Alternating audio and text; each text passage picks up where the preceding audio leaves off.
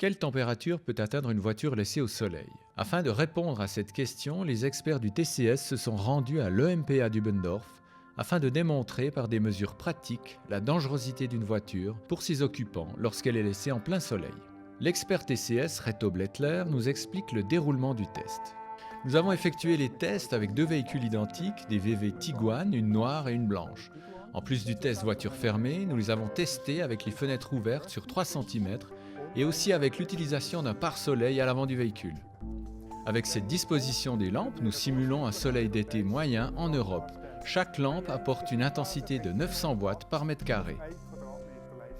Le test est effectué à une température extérieure constante de 25 degrés Celsius. 6 capteurs de température sont répartis sur l'ensemble de la voiture. Toutes les mesures sont collectées et enregistrées sur cet instrument.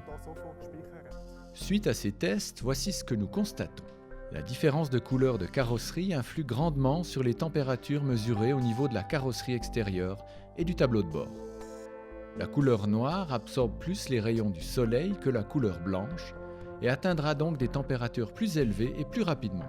En 10 minutes, la carrosserie de la voiture blanche est passée de 25 degrés à 50 degrés Celsius, tandis que celle de la voiture noire a été mesurée à 60 degrés.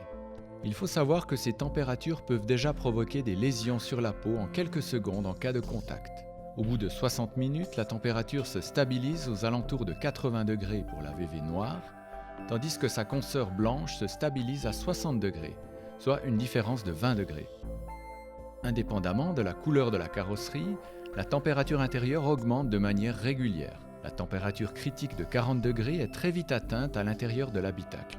Attention, cette température est dangereuse lors d'une exposition prolongée, car elle dépasse la capacité de compensation de notre organisme.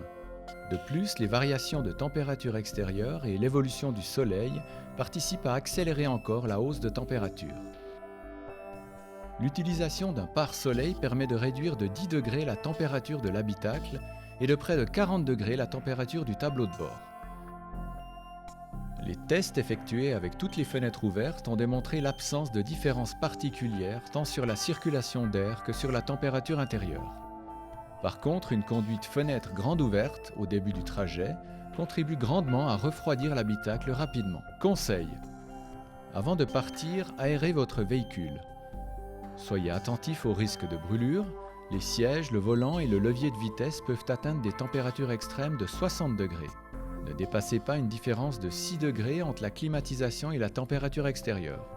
Une plus grande différence n'est pas bonne pour le corps et peut provoquer des refroidissements. Et surtout, comme nous le dit notre expert, ne restez pas dans une voiture garée au soleil car nous avons vu que la température intérieure peut, en très peu de temps, devenir extrêmement élevée, ce qui est dangereux pour les enfants et aussi pour les chiens.